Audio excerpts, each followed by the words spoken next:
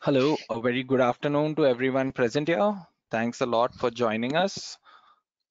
On behalf of EC Council, I would like to take this opportunity to welcome on board our speaker for today, Boris Goncharov. Boris is an information security enthusiast and a visionary with over 16 years of operation and information security experience. He's currently working as VP of Strategy at Amatas, where he's focused on envisioning the future of security and defining customer protection strategies and tactics. Over to you, Boris. All right, thank you for this introduction. I'm really glad to be part of this event today, and it's really important topic. I think it's kind of a more kind of a focused on specific area of cyber forensics, but this is one of the most important actually elements of this very interesting job actually. Of course, I'm going to also talk about the some of the kind of a main, let's say, main strategies around cyber forensics. We're going to touch base on what cyber forensics really is and how important this is to the everyday kind of a situation, especially nowadays when we see this increasement of cybercrime. That's really fascinating profession really, but there is a kind of a lot of a misconception about what cyber forensics really means to many people. In many cases, people are imagining, let's say, kind of a geeks in kind of a white dress and looking at laboratories and trying to extract data from a bunch of computer stuff. And it's this perception is kind of persisting throughout the kind of let's say today.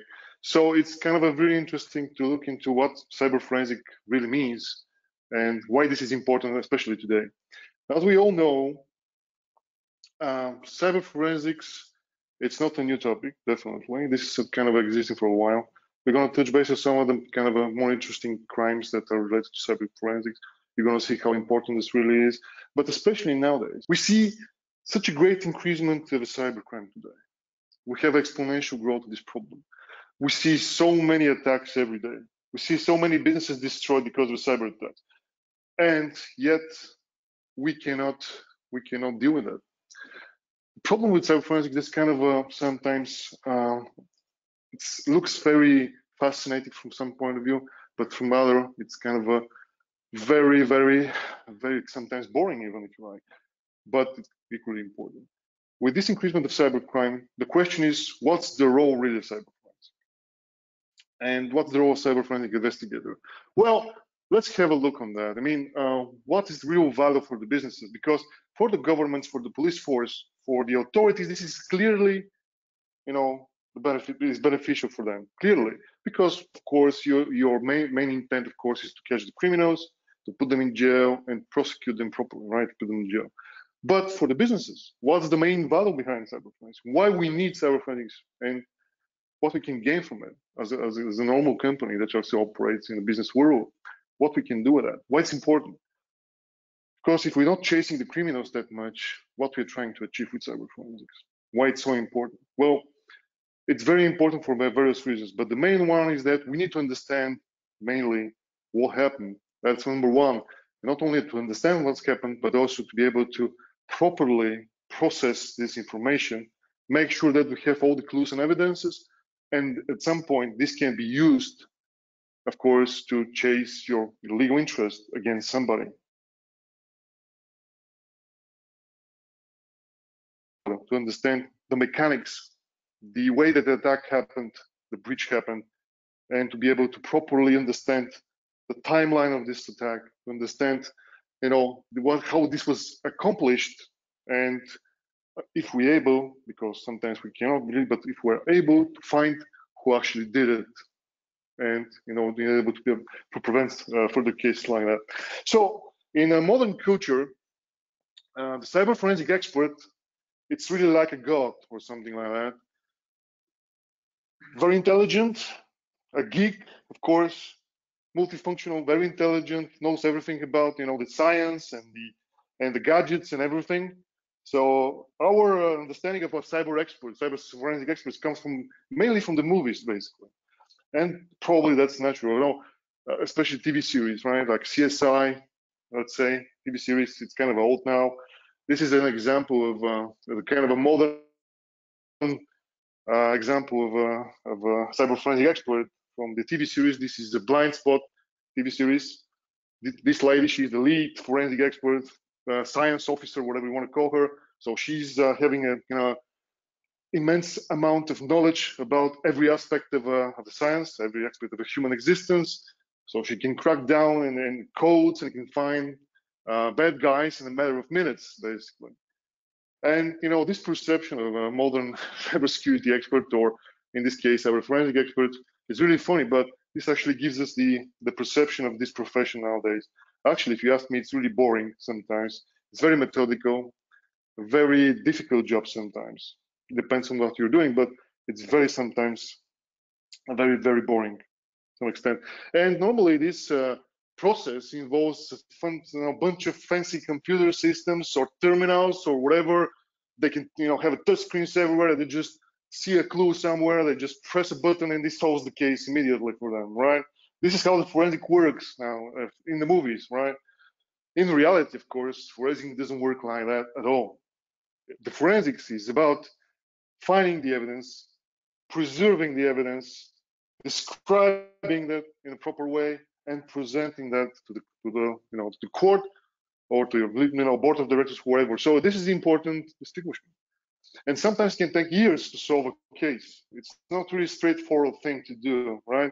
And sometimes, especially nowadays, we have such a complex systems that in order to find what actually happened and who did it, you need to spend tremendous amount of time to solve that case. And the other problem with this is that basically we don't have enough people in this profession. We have so many cases, but there are no anybody to solve it. Especially in my country, for instance, we have let's say 5 forensic experts that can actually do a job in this country, for instance. And I think in Europe and everywhere we have a deficit of expertise and the right people to do that job. So forget about this image, forget about this fancy stuff. It never happens, of course. And let's go back to reality and see how this actually can happen, and what are the processes behind that, and how we can do this efficiently in order to help our companies. So I would like to remind you of some of the cases that are kind of the most famous. These are not new cases, of course, but they're kind of fascinating because they gives you the prospect, the history, the background of this profession, and gives you the value of this profession. These are not by any means purely related to computer crimes per se, but they definitely are used. For cyber forensic was used in order to catch the bad guys, and of course to prosecute them, and of course to solve the specific cases. For instance, this is the cheating wife case, so-called. It's very famous one in the US. A major Air Force captain, Martin Thier, was murdered, of course, unfortunately, and then his wife were actually found guilty about this crime. But the interesting part was how was actually discovered and how she was actually proved to be behind this.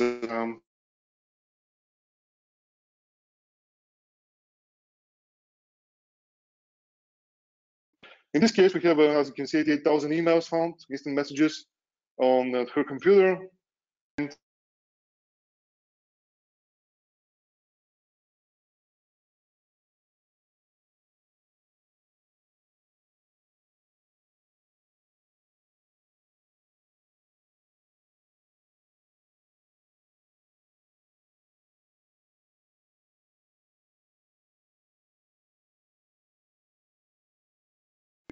but Scott Terry, and the evidence, cyber forensic evidence, was just a photo of the girl, and he sent this in the instant message account. A master of the slave girls. If you do this crime, don't use that kind of a nicknames. That's kind of a not very good idea. But anyways, the other man, of course, contacted police, and the case was solved just by using that picture. Of course, the serial killer case. Well, murder of 10 people. This was also a very well publicized case. the BTK killer, so-called blind, torture, and kill. This is the abbreviation for that guy. And he mentioned that he was able to elude the police for at least 13 years until he got caught and prosecuted. What was the forensic evidence here? He sent police a letter on a floppy disk. For those who doesn't know what the floppy disk is, because it's kind of an old case, this is a very strange media storage device. Back in our days, this was used to store files. Very fancy. You can see it in the Museum of Computer Science if you like. But that's obviously not in use anymore. But anyway, so this was very the incriminating evidence on this floppy disk. He sent this email, the file. Nothing. He saw that there is nothing else on the disk, but because of the forensic experts used these different tactics, as we're going to discuss later throughout the presentation, they managed to recover a Microsoft Word file. They examined the file using the metadata of the file, and they were able to locate and find this guy.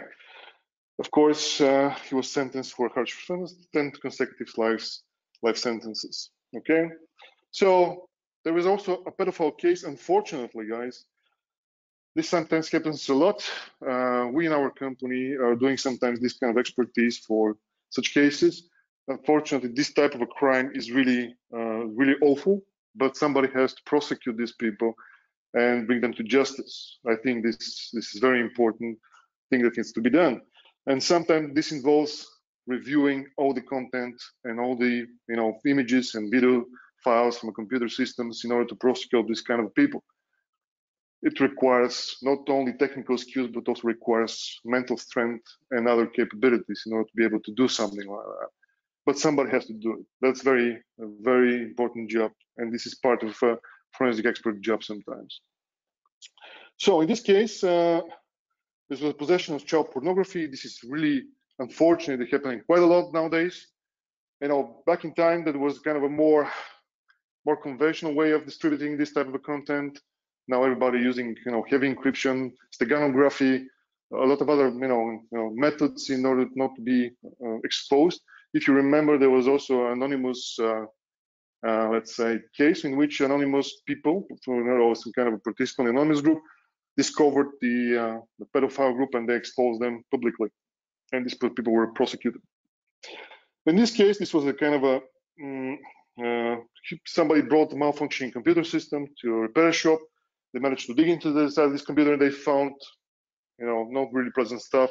And they reported the police. He was caught and prosecuted. And the last case, this is very famous, the murder of William McGurry.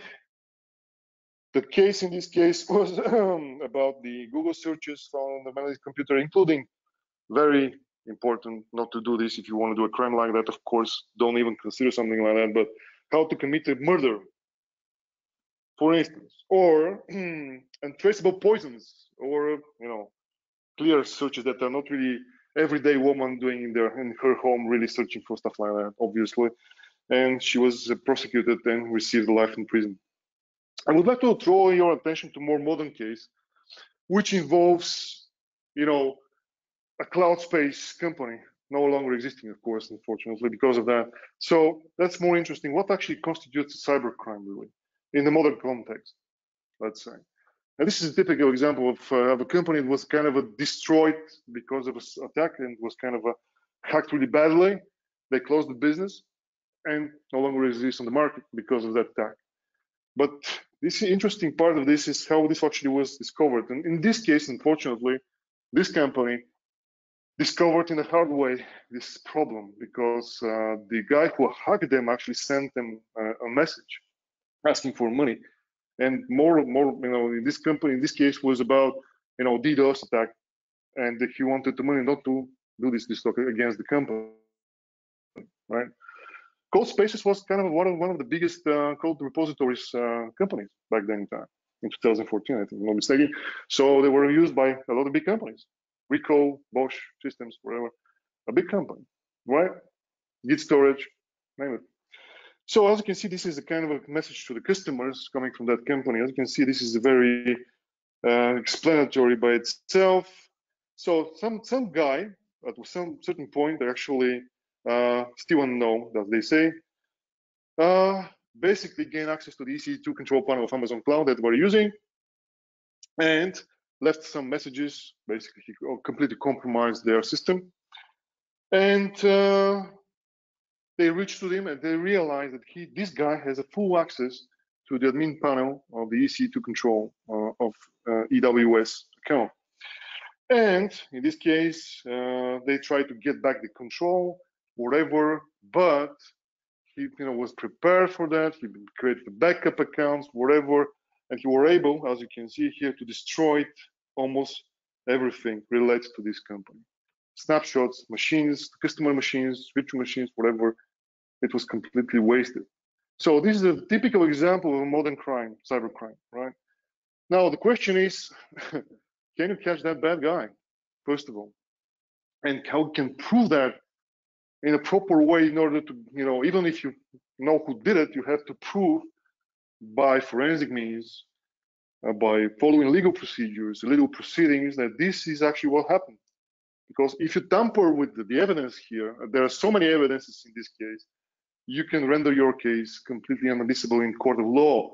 And in this case, you lose everything. Of course, this company, as I said, no longer exists, bankrupted, get out of business because of this hack, right? The question that I'm asking in this case is, even if such bad thing happens, can we do something about it? What can be done in some situations like that?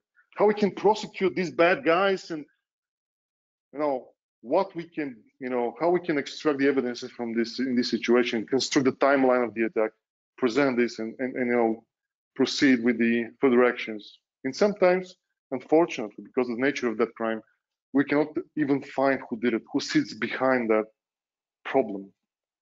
But anyway, that's the limitations of this profession anyway, or in technology as well.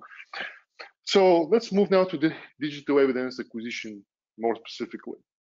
And the question that I get a lot, it's what on earth is a digital evidence, right? Somebody asked me sometimes, is it the computer that you throw and kill somebody with computer? Is this digital evidence?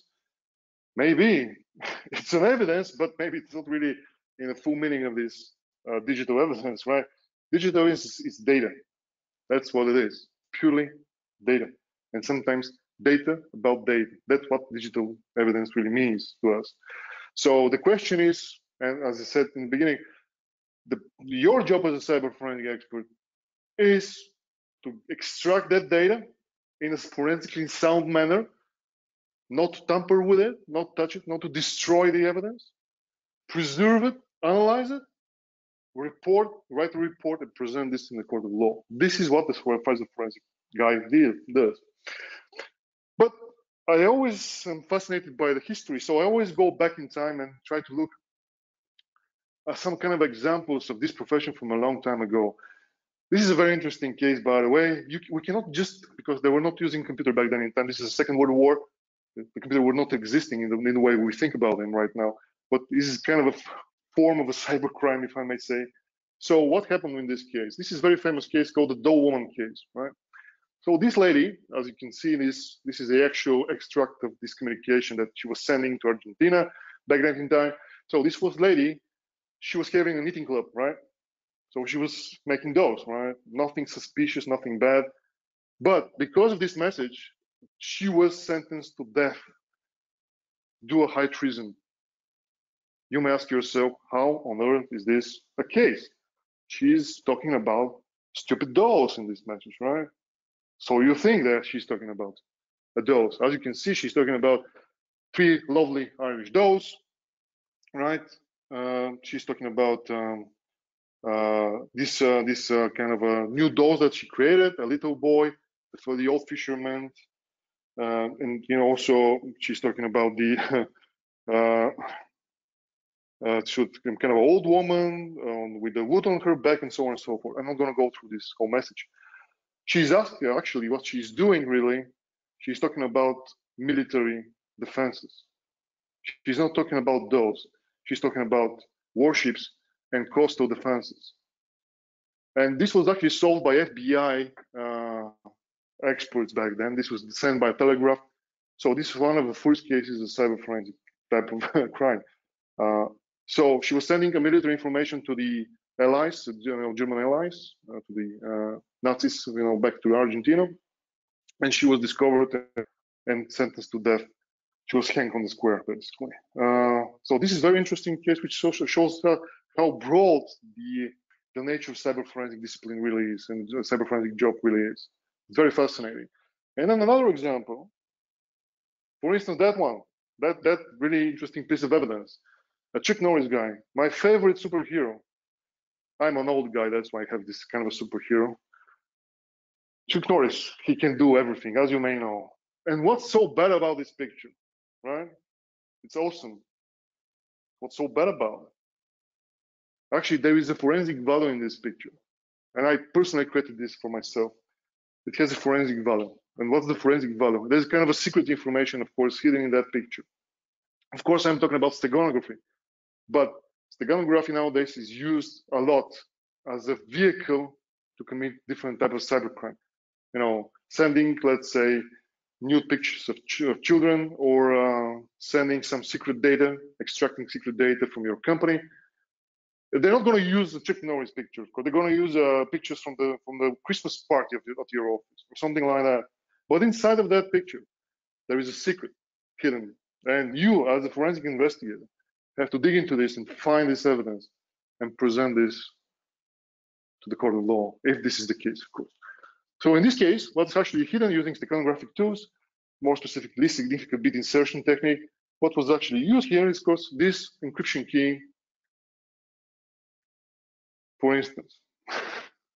So, that's why it's fascinating to me, because you can never ever know whether something has a forensic value or not.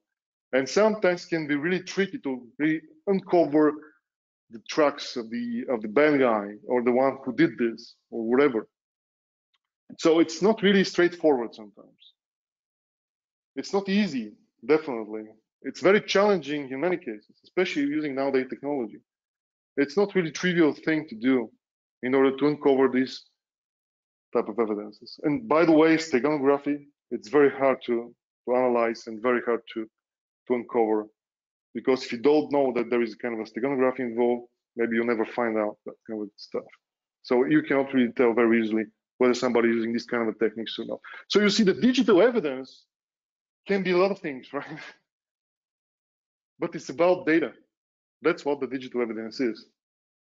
And the main objective in our legal forensic investigation process is, of course, to extract that data, again, in forensically sound manner, in order to be able to present this and to be, admitted in the court.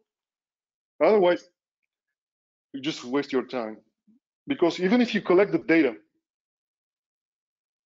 if this was not done following strict procedures and approved methods, this is completely inadmissible. It can destroy the forensic value of the evidence, and you got nothing in your hands. You know who did it, you know what happened, but you cannot do nothing about it, just because some very excited internal IT person in your company just rushed into extracting some data from the computer, for instance. That's why forensic discipline is important. That's why sometimes it's boring, because you have to follow strict rules and procedures. You have to have a legal background to understand legal aspect of this job. So it's not really just technical stuff. Methodical, slow process. Keeping track of all your steps involved in processing digital evidence. That's why we need, of course, tools in this profession. We need, of course, hardware and software to do this job in the right way. Otherwise, it can happen what I just described. You can destroy the original evidence. So in this case, this is just a few of them, of course. I'm not saying that this is the only one. That, of course, I'm not making any advertisement here, but these are the tools that we use in order to deal with the digital evidence.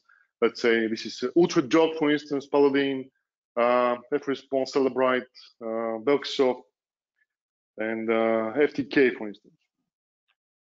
And there are, of course, more as described. These are just a few. Some of them are free to use. Some of them, of course, are commercial products that you can use in order to complete that task and complete this job correctly. So we need tools, that's for sure, because we're dealing with data. We cannot do it with our bare hands, right? It could be funny, but we cannot do that. So we need tools, and we need to use these tools in the right way.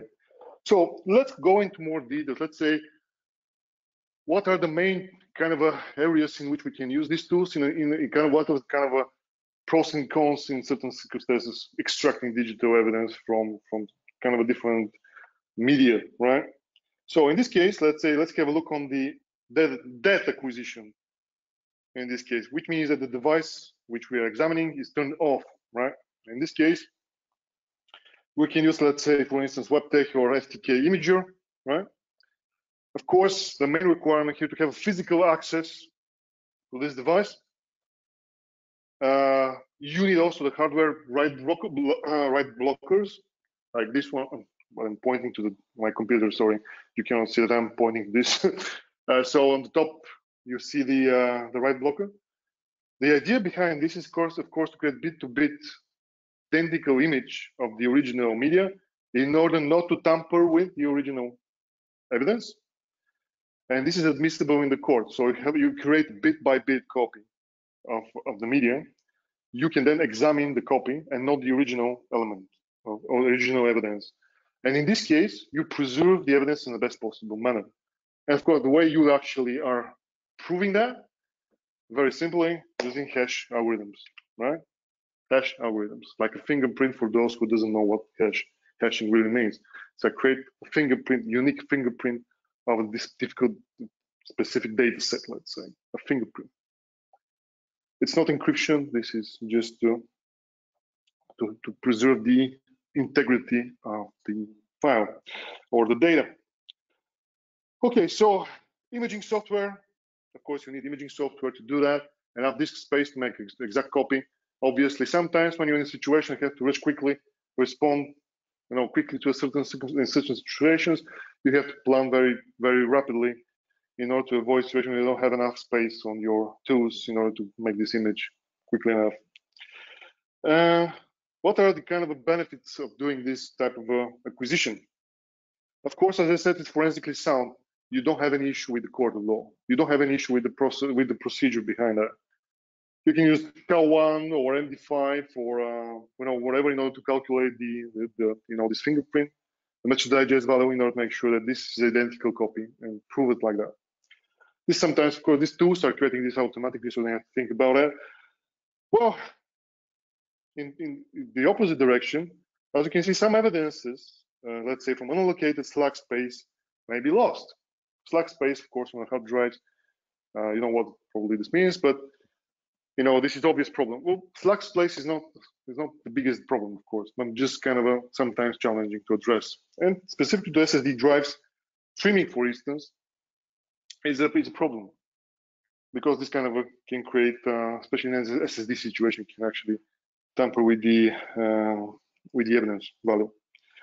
And if you have a certain power loss or stuff like that, it can destroy, actually also damage the storage media. And this is not something that we want to avoid. From the other perspective, the other option is, of course, to have a live acquisition, in this case, which means that the device is turned on, right? An example too that you can use FTK images, Samuri Paladin, for instance. Maybe sometimes this is the only option if you have to examine complex data structures like RAID, let's say, or storage devices and stuff like that. So maybe this is the only way to do that. Especially, sometimes you have a situation, you have a virtualized environment sometimes, or kind of a data storage system that you need to process properly. So maybe this is the only option you can extract data.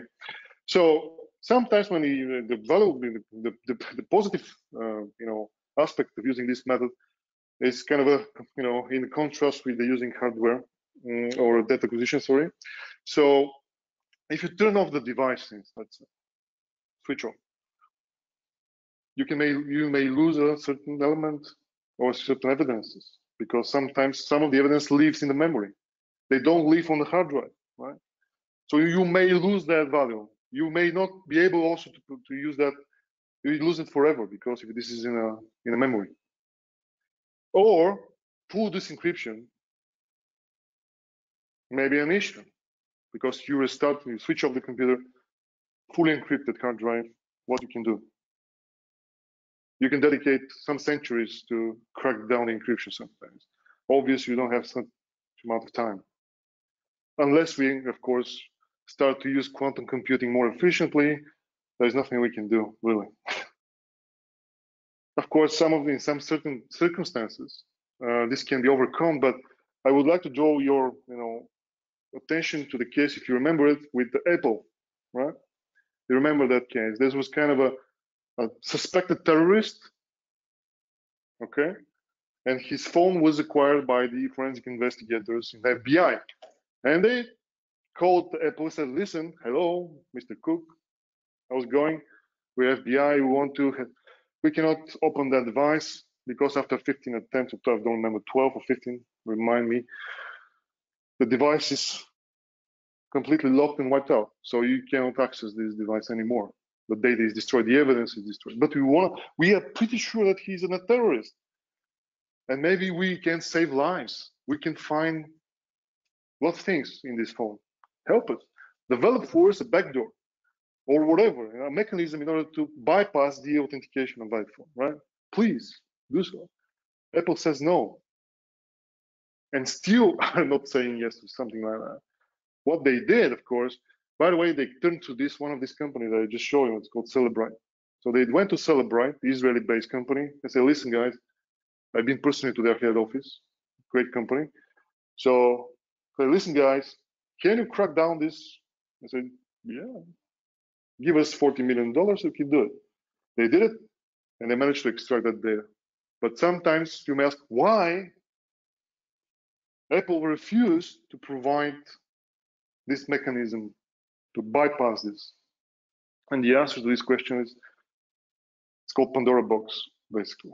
If you do something like that, there is a huge possibility this to be used not by only good people at one point, but also for bad people.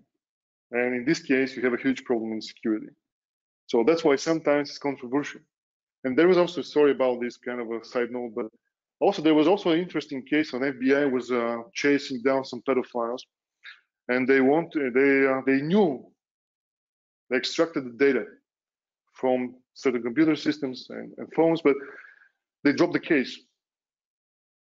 And the question is why they dropped the case? Because they were using specific methods and techniques that were not publicly available, and they didn't want to disclose that to the general public, basically, even in the court of law. So they dropped the case, and they wanted to preserve the capability of using that tools and techniques in other situations. And this guy went free because they didn't want to disclose the methods, the forensic methods used to extract the data. Because when you go to the court, you have to provide a full description of everything you have done and how you actually reach a certain conclusion and why you believe that this was what happened, really.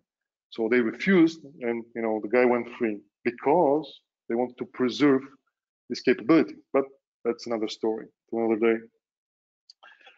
Another method really is remote live acquisition. This is very common actually, especially in situation that you have a distributed company across specific geographical location. Something happens, let's say in Dubai, or I'm sitting in Mumbai, wherever, and I would like to acquire a specific evidence. So this is the only option I can have. Let's say this is a tool.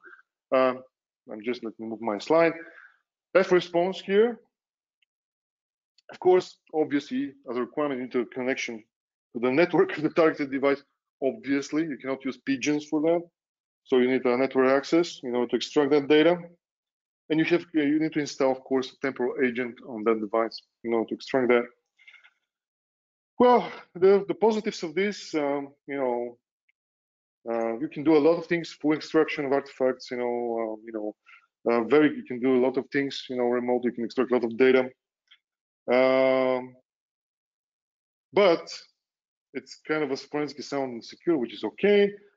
And of course, saves physical time to go there and to extract that data. But of course, you have internet bandwidth limitations, and sometimes this can be really overwhelming, and you cannot do your job. Right? So as a consequence, this is also a problem, can be a problem.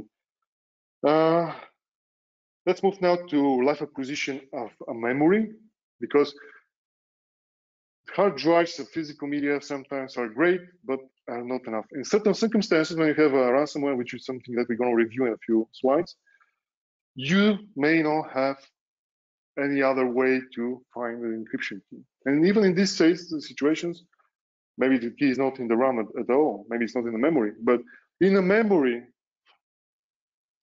you have everything, basically. Even if you hardly, encrypt your hard drive, we're using the best encryption methods on earth, this is at-rest encryption, which means that you run your system, things that are, you have to, in order to use your programs and stuff, there is a decryption process going on. So in memory, nothing is encrypted at that moment. So tons of valuable evidence that you can extract from memory dumps. You have your target is, of course, virtual memory, page files, hibernation files, everything that actually is processed by the memory. Well, as I said, the pros, massive amount of evidence. You can bypass all this encryption, of course. Easier to prove that machine was controlled by some threat actor, not by the guy, right? Or by a malware, doesn't matter. And then the problem is, of course, you cannot apply write blockers. Obviously, you cannot prove sometimes pre and post acquisition that this was actually the real values, because the memory is not a static thing; it changes all the time. So you cannot prove that sometimes. So that's very important piece of evidence. In many, there are some emblematic cases in which this technique was implemented. But of course, you have to realize that in order to do something like that, the computer has to be switched on, obviously, and you have to be able to secure that computer system or whatever system you're examining physically, and not allow somebody to touch it in any other way. And so that's kind of a prerequisite. Sometimes, even in FBI cases like that, there was a case of the so-called hacker Iceman. So the Iceman was very famous some time ago, and he was very talented. He was working as a researcher for FBI for a long time. He was actually pen testing nuclear power plants, networks, and stuff like that, until he was actually decided to use his powers for bad things, really. So he was hacking governmental sites. He was hacking even fellow hackers, basically. And the FBI knew about it, basically, and they tracked down his location at some point. And they waited, I think, a couple of days, even more, just to make sure that he's in the front of the computer. And they planned the operation in such a way, be able to rush there, and in such a way that it will prevent him to turn off the system, because otherwise you lose the evidence, right? So that's very important. And they managed to do this, and they managed to extract the information from his computer. And he was prosecuted, sentenced to California prison. I think now he has to be released anytime now. But in this case, proves how important sometimes is even physical element of this job, really, to secure the crime scene, if you like, and to secure this evidence in the best possible way. So in this case, in order to extract that valuable information or valuable evidence, you need to be able to secure this properly. Otherwise, you lose everything, right? And in this case, as I explained, by the way, he said after in an interview that he was heavily encrypting his systems, and he thought that he was invincible, basically.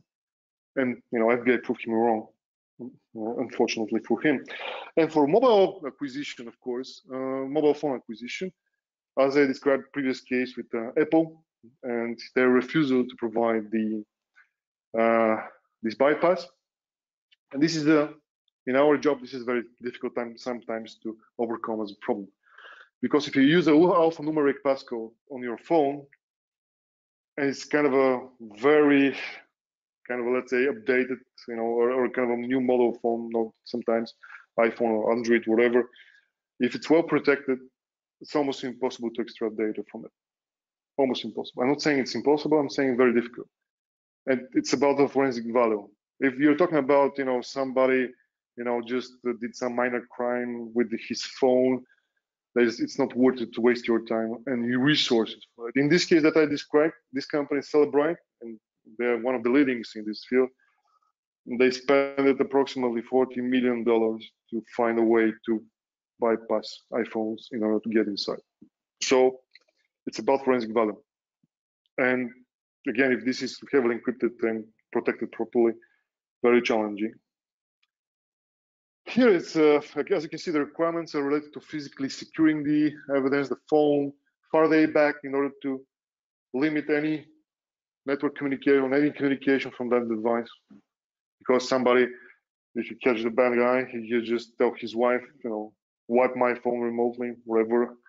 So we have to, of course, restrict the communication from that phone. Make sure that it's not really tampered with until you examine it or airplane or whatever.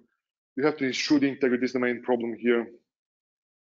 So that's what the other problem is, that you have to unlock the phone. Even if you have the greatest tools like Cellebrite, they still claim that they can unlock one of the most modern phones on the market.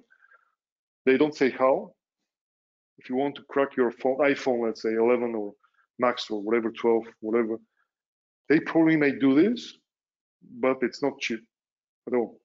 But sometimes this is not the only thing that you can do, really. For older version, it's far more trivial, but sometimes the phone has to be unlocked or rooted, let's say, which sometimes can destroy the evidence. You never know. We had such case in our company when we were examining the phone. The only way was to be rooted. We, of course, acquired the permission to do something like that. But at the end, it was not really able to extract anything from that phone. It was bricked at the end, so it was not really usable anymore. So there are valid concerns with the mobile acquisition. Taking shots from selected screens can make time. Sometimes you have a camera, just a physical camera that you put on the software, and you take pictures of every screen that you see on the phone just to prove that this was actually happening. Sometimes it's the only way to do that. But this can make compromise. And anything you touch, basically, on the original evidence can be challenged and disputed later on. OS versions, also challenging sometimes. PIN encryption, phone lock. That are also problems that we need to solve. The most easiest thing you can overcome are patterns, basically, but don't use patterns, right? So some real life example of a ransomware case, just to give you a kind of a real life example of what can happen and how the forensic process should work. So let's say, let's give you some details about this case.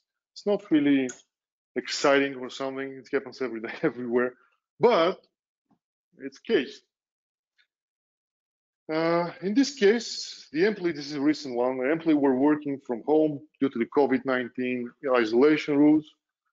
And of course, in certain circumstances, because many companies were not prepared to handle this operational environment, they just give away access, like, without any scrutiny, basically. So basically, I want to have access to remotely to my server, no problem, just use RDP, whatever, go in, that's okay. Obviously, it's not okay, but they learned this in a hard way, this company.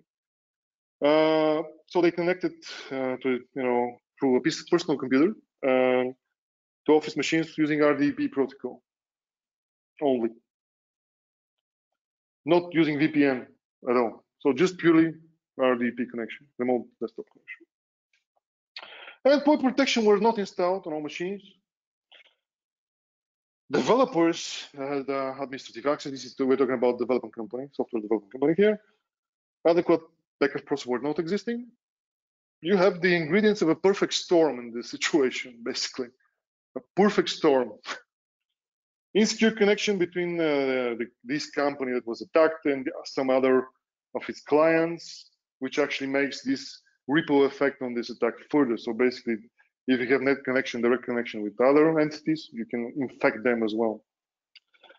Employee computers can be infected with the ransomware. This is Phobos ransomware family, a nasty one no encryption key existing, the encryption key existing in the wild. And again, this infection had spread to client servers as well. So they use RDP in order to log into client computers to service them and to provide their software grades and whatever. So you see the same approach was used to access the client computers as well. So we have again a perfect storm, a perfect scenario for disaster. Then this is just a screenshot of Phobos. If you haven't seen this ransomware, it's very straightforward, very lean screen. Nothing special here. Just the regular, ransomware encryption screens. Then we have this. What was the forensic process here? What was done in order to analyze this threat and to analyze this this problem, this attack? So what was done basically is to, first of all, to obtain samples, because this is a post incident basically. So just have to, we go there, we extract the samples of the infected files, the ransomware node. Then the first thing you can do, of course, is to search for decryption key if this is possible, like Europos, No More Ransom Project, ID ransomware, vendor-specific resources, and so on and so forth. This was not available, but for the acquisition process, what was used was a Paladin forensic suite, which was used to create a bit-for-bit image of the storage device identified. Then Bugsoft Evidence Center was used for image processing, basically an analysis of the evidentiary value of the system, FTK Imager, manual review selected files, of course, Event Log Explorer, other tools, and all the other artifacts that we need to examine. And some other machines was also analyzed. Okay. So what were these forensic challenges we faced during that case? Right. I think it's beyond obvious, but especially with the ransomware cases like that. So in this case, little information. You don't have too much basically about the ransomware strain specifically. Well, although some of these guys are circulating across the internet a lot, you have new strains of viruses all the time. You have new strains, new families erupting here and there. No decryption here available whatsoever.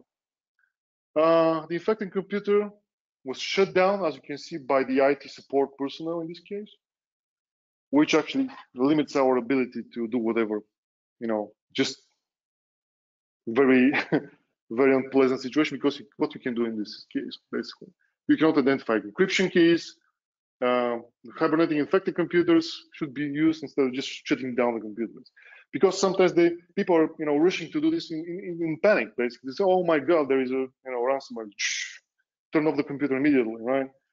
And in this case, they destroy the evidences and they destroy the ability to recover from such an incident, right? What else? Well, we have some core forensic artifacts discovered: Windows registry files, browser history cache, cookies, Hyper-V disks, and others have been encrypted. We know that they exist, but we cannot analyze them. And the key Windows event log has been tampered with, basically. Nothing much you can do there. Several malware can be detected as well as this one that we found, and processed without their exact source location of the disk on the memory. So as you can see, very challenging. And this is the normal situation in ransomware cases. Very little you can do really. And you may ask me why I'm showing this example, why we're wasting our time with that, right? The important part of this exercise really is mainly, in this case, and in many cases, is to map this attack, let's say, and to make sure you understand the way this attack was actually carried out. That's, as I said in the beginning, one of the most important elements of cyber forensic discipline. This is part of incident response sometimes, but it's really crucial to understand the mechanics, the modus operandi of this attack. How the hell it happened?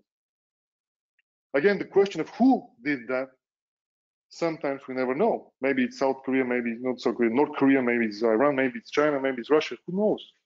Somebody. Maybe we'll never be able to find it in corporate cases like that. But knowing the exact way this attack was carried out is very important, because this is something that we can take as a knowledge and we can use in order to protect ourselves from certain scenarios like that and enrich our knowledge about these attacks. So the best approach we can use is to map this against, of course, Mitre, ATT, and CK framework, basically. So what's important here? So you know that probably infiltration, persistence, exploring network, lateral movement, command and control sometimes, and extraction and covering tracks at the end, right? Exfiltration of that covering tracks. So using this model, we can analyze this threat, first of all, using the TTP's tactic, tactics, and procedures of this threat actor to understand this process. So initial access, in this case, was through an employee personal computer that has been remotely connected to the office. So we were able to identify who was actually the computer from which this actually happened, or we suspected this was actually what happened, really. So then you have execution phase. In this case, command and control, command line interface, and PowerShell were used to execute the commands. Credential dumping using Mimikatz2, very, very famous one. Credential from web browsers, works, using Nearsoft web browser pass view. Discovery phase, network reconnaissance using NetScan and NetSH. Lateral movement, remote access RDP client, Microsoft services for that. An employee computer other than one with the first encrypted file had been used as a launchpad. Basically, this was used to pivot to other systems, to that compromised computer, and to deploy the ransomware. Persistence means just adding values to the Windows registry key to not make sure that every time the computer runs, of course, the well-known Microsoft software current version run, and some entries were added there in order to make sure this runs every time the computer starts. And the phase evasion, process monitoring termination was used. And ransomware by itself as a kind of a specific IOC here, as you can see, is identified anti-recurva and db.exe with this shovel, it doesn't matter. The other files used to generate during the cyber attack was process hacker, anti-recurva, the file itself, and so on and so forth. Folders where malicious file were dropped, as stated here. So basically, we, in this case, were not able to solve that attack and crime, but nevertheless, we were able to understand the mechanics, the way this attacker works, and the way this actually incident can happen in a real life situation. So the next thing you can do, of course, is to take this information and apply it in your protective system, or learn from your mistakes and make sure that never happens again. So this is really important, because in this way, we understand attacker behavior. And today, the attacks are far much more complex compared to what it used to be before. We have very complex cybercrime type of scenarios like that one. Ransomware is a very popular scenario, of course, but we have even more complex situation in which you have to properly understand and deal with this in a very rigorous way, and and efficiently understand how this happens.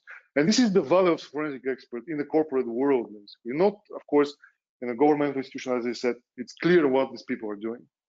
It's clear what the value of forensic examiner is, really, forensic expert. It's clear. You catch the bad guys, you prosecute them, you put them in jail, end of story, as we described earlier. But in this case, the role of the forensic examiner is to be able to understand properly, reconstruct the incident timeline, reconstruct the incident, reconstruct the attack, and provide a valuable report, valuable, let's say, piece of evidence. If sometimes this can be used on a later stage to prosecute somebody or to look for litigation, let's say. Because sometimes you can have internal employees doing that, right? Sometimes it can be a threat actor from outside. But imagine if this is internal employee, which is a lot of the cases, who is trying to damage your company. I had so many cases like people sometimes, of course, are trying to steal. They're trying to do some other things with the companies they're working for. And you have to prove this. How? If you cannot prove this properly, you cannot do nothing about it. You just sit, drink a glass of cold water, and forget about it, and pray that this doesn't happen at any time now. So that's what the value of forensic examiner is in the corporate world, to give you the insight, to understand how this actually happened, and if it's possible, to use that knowledge, to use that data to find who did it and prosecute him. Maybe it's not criminal proceedings. It may be not like that, but you may want to have a kind of a compensation for this attack for somebody. You can prosecute people because of that. So very, very important, really, in many ways. And that's actually one of the greatest value today. And the other problem that I mentioned, the only problem I think, is that we just simply don't have enough people. And that's challenging. Now, these companies that I just show you, doing this type of software and tools, they're providing this. Basically, these companies now are looking towards kind of facilitating this process even further with using modern ways and technologies to give in every, even with to do in the hands of people who are not really trained. Sometimes they don't understand, not trained, but they don't understand the technicalities behind something like that. To put them in their hands specific tools that they can use and extract evidence in a forensic and civil manner without compromising that, without the whole process of training somebody.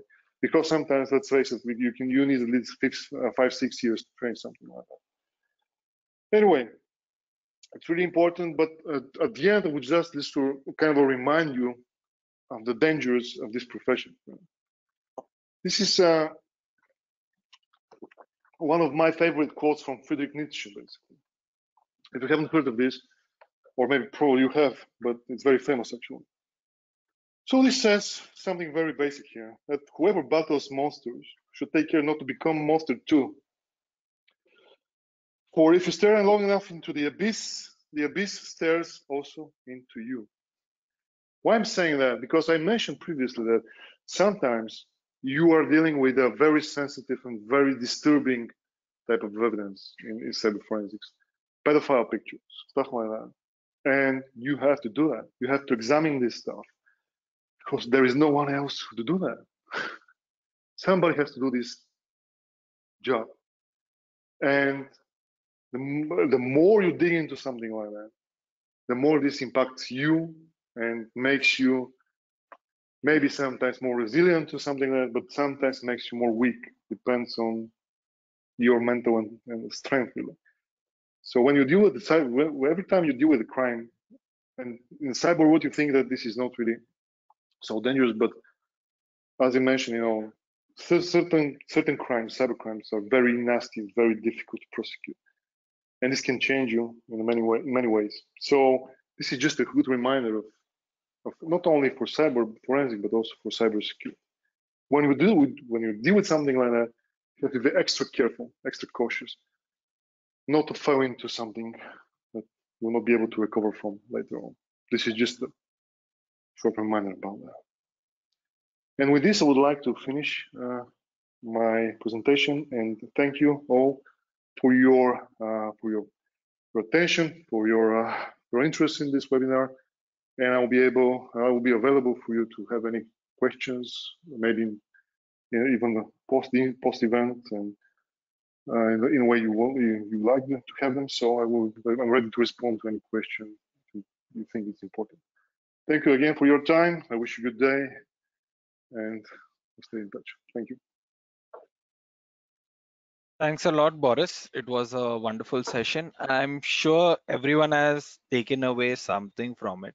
So we would now open the floor for a quick question and answer round.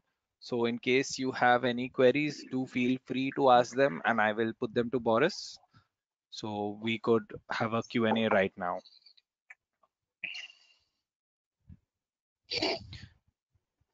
Post that, in case we do not get to everyone's queries, do feel free to write into us and we'll forward the queries to Boris, and be assured that we will get back to you.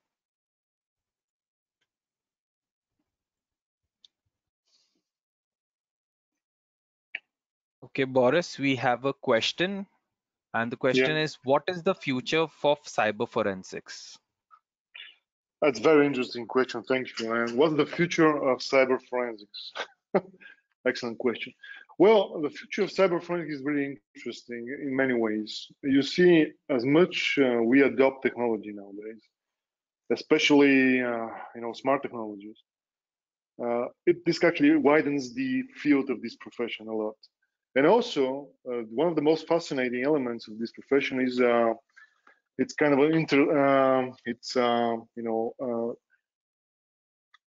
analysis of digital technologies used alongside with our bodies, let's say, or with our human bodies. I mean, so the way technology actually is advancing is to be able for us to interact with technology in a completely different manner, to control devices with just by thinking about this, to kind of have specific other technologies working inside of your body.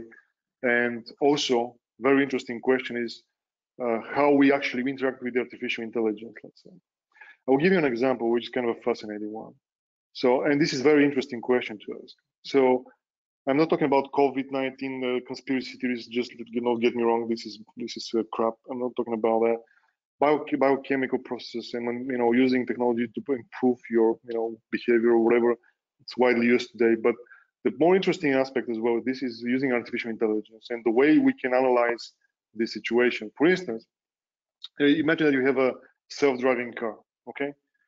And this self-driving car is, you're sitting inside and you're driving, you're driving, everything's fine, but then suddenly in front of you, you see a couple of kids, right? On the left-hand side, there is a mountain or a kind of a rock. You cannot do anything. On the right-hand side, you have an abyss, right? So what the car is supposed to be doing in this case? There are two options, right? Kill the kids or kill the driver. So imagine that you're finding an expert who has to kind of look into this problem. That's the future of cyber forensics. It's very fascinating and it's very interesting to see because, let's say, cyber criminals are also employing artificial intelligence techniques in order to make their attacks more efficient, to make their attacks more rigorous, and so on and so very profitable. So in this case, who you are analyzing, the algorithm or the people behind the algorithm? If this is a self-learning algorithm, or the advancement that we see today, like a general purpose AI, for instance, who is actually the threat actor? Who is actually the guy who sits behind something like that? How we can analyze and prove that this is happening by using artificial intelligence or machine learning process, or this was something kind of influenced by a specific threat actor. If you inject, let's say, some data points into AI, you can change its behavior for. So you see, that's the future of cyber forensics. Dig into stuff like that, basically. Far much more fascinating than we have today, I guess. Boris, we have another query coming in. It's a query coming from a couple of people, so I'll just frame it in this way.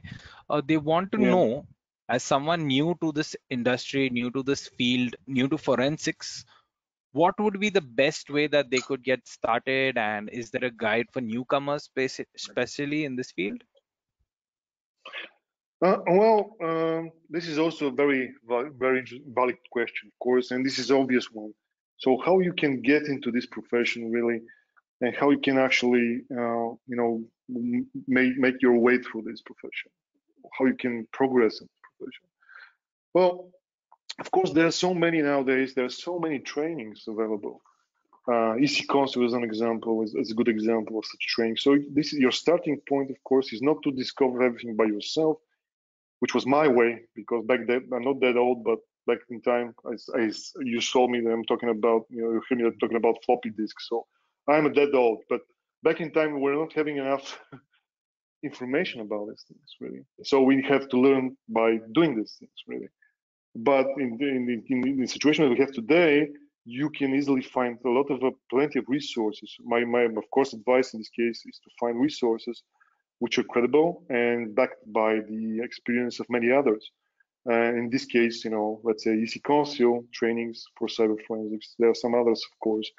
But and before that, of course, if you need to have some technical understanding of these things, really, everything related to to Microsoft Windows operating systems, Linux, Android, iOS operating system, you have to know by your heart these technologies, and also networking, all these things really. And you have also to have a legal understanding of you. I'm not saying that you have to be a legal expert. I'm saying you have to kind of have a general legal culture in order to make sure that you know what you're doing. So you can start from technical stuff like understanding very rigidly Microsoft Windows, let's operating systems and other operating systems, to understand different ways that the data is preserved on different media to the greatest detail, basically. But that's our kind of the starting points.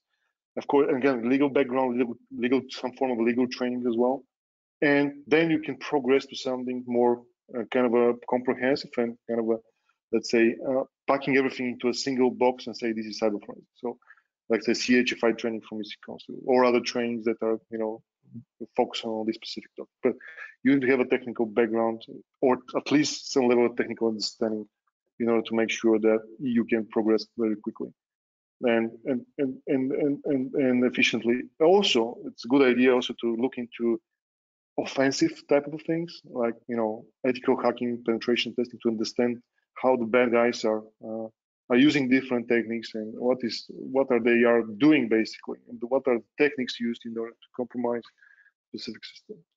So cryptography, of course, very important, cryptography, and also steganography in some cases, but this is more kind of more down the road. But this is the starting point.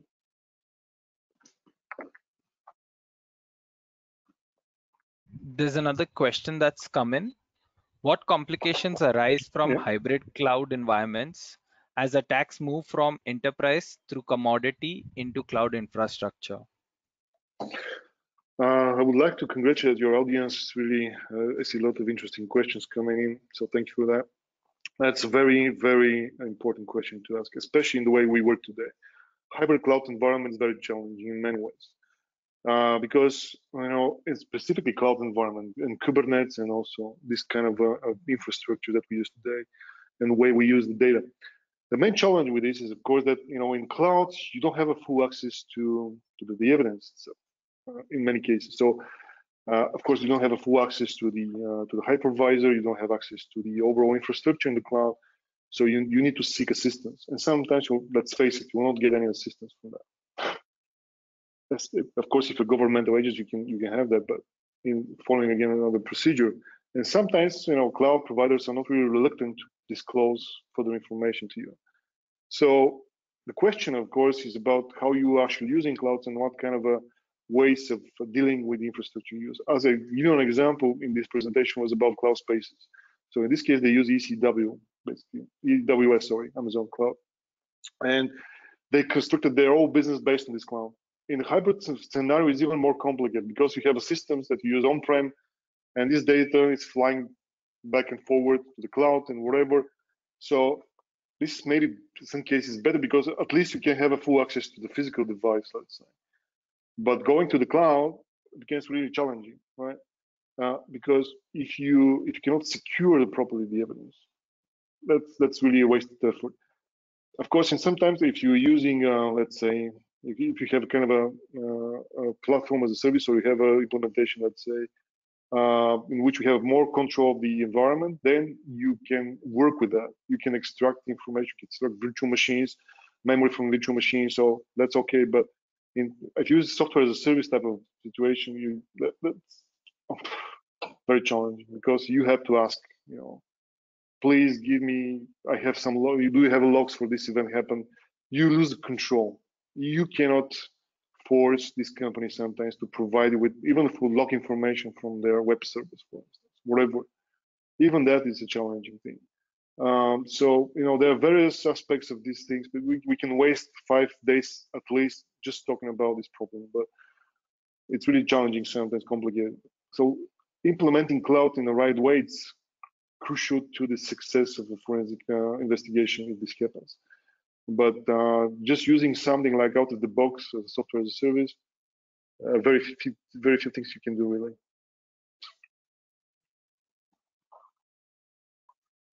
All right, Boris, one last question to you. All What's right. the recognition and credibility of open source tools in the court of law? That's a good question. Well, some of these tools are open source, as we discussed. Some of them are not. Well, basically, the question is about preserving the integrity of the digital evidence, right? And the court of law doesn't know and they don't understand all the tools and techniques sometimes used in certain situations like that. So it's up to the forensic investigator to describe this in a very methodical way, and backing up with the examples of this work and giving let's say proper description of the process of acquiring the digital evidence. The main question again is how you preserve the evidence, or this is chain of custody problem. That's the main topic you have to consider. So in this case, you have to be able to prove that throughout the life cycle of the evidence, you have full control of the integrity of the evidence, who acquired it, who preserved it, who processed it, and so on and so forth. So using that, sometimes tools and open source tools out of the internet just like that sometimes can compromise your case. That's why sometimes it's better to use well-established techniques and tools to process the evidences. But again, preserving integrity of the evidence is its utmost importance here. So if you're able to prove that this was properly cached and created bit by bit copy of the evidence, and this was acquired using forensically sound, techniques. I'm not talking about only technical stuff. I'm talking about the procedure and processes. If you're able to prove that, you don't have any problem. But if you just download something from the internet, just like that, you have a problem. Because you have to prove, maybe this can be challenged later on during the case. Say, listen, what on earth is this tool doing? And how you as an expert decided to use specifically that specific tool. What were the reasons to do something like that? Because you don't have money? That's not a valid reason. Or this is expensive tool. That's not a valid reason. You have to prove that this tool can do the job in the way that is actually admittable in the court. So this is challenging using open source, because somebody can develop open source tool for, let's say, dumping the memory. That's not very complicated, really. Everybody with some kind of right knowledge in place can do that and can write a program for that. And you can publish somewhere in GitHub, whatever, and forget about it. There is no liability behind this process, which means that you cannot contact somebody who is called Honey Bunny, for instance, right? And who developed this tool? Oh, Mr. Honey Bunny. Who is behind that? Who can vouch for this credibility? Who can back it up with technical documentation and with the proof that this works in exactly the way it's supposed to work and produces exactly the result that you're looking for? You cannot trust everybody, of course. In security, there is no such thing as a trust. There is something called assurance and liability. So that's the main concern here. If this is a well-backed by the community project, properly described, supported, you don't have a problem. But if this is somebody developed by Honey Bunny somewhere, that's not really working well for you.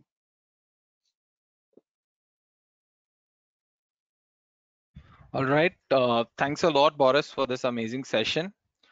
Thank you everyone for joining us and for being a part of this session. For all those who inquired about the recording for this, we will be uploading it to our EC Council YouTube channel shortly, so you can check back in on that. And for those whose queries we couldn't get to, feel free to send in an email to us and we will forward it to Boris and he will get in touch with you. Thank you so much. Have a nice day. Thank you. Have a nice day.